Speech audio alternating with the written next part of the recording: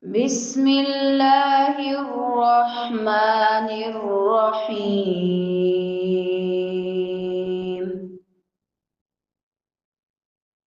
والمحصنات من النساء إلا ما ملكت أيمانكم كتاب الله عليكم. وأحل لكم ما وراء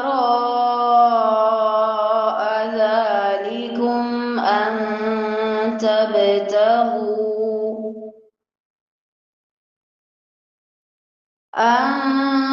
تبتغوا بأموالكم محصنين غير مسافحين،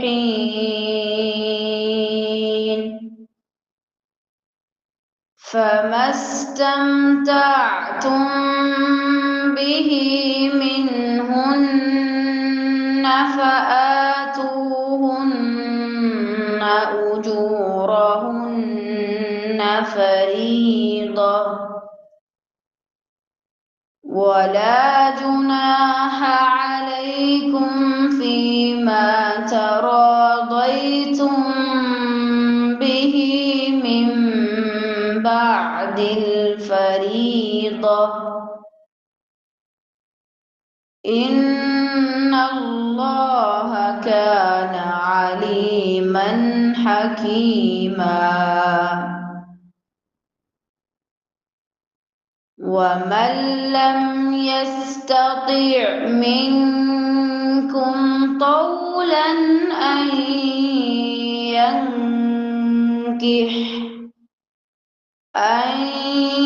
ينكح المحصنات المؤمنات فمما ملكت أيمانكم من فتياتكم المؤمنات، والله أعلم بإيمانكم، بعضكم من بعض، فانكحوهن بإذن أهلهن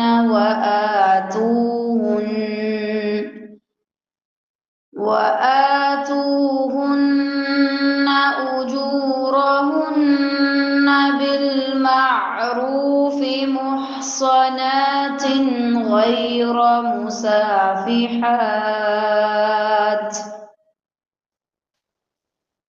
غير مسافحات ولا متخذات أخدان، فإذا أحصن فإن أتين بفاحشة فعليهن نصف ما على المحصنات من العذاب،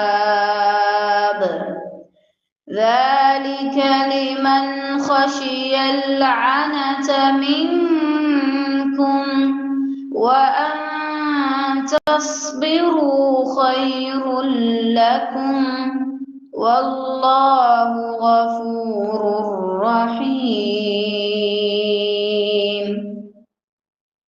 يريد الله ليبين لكم ويهديكم سنن الذين من قبلكم ويتوب عليكم، والله عليم حكيم.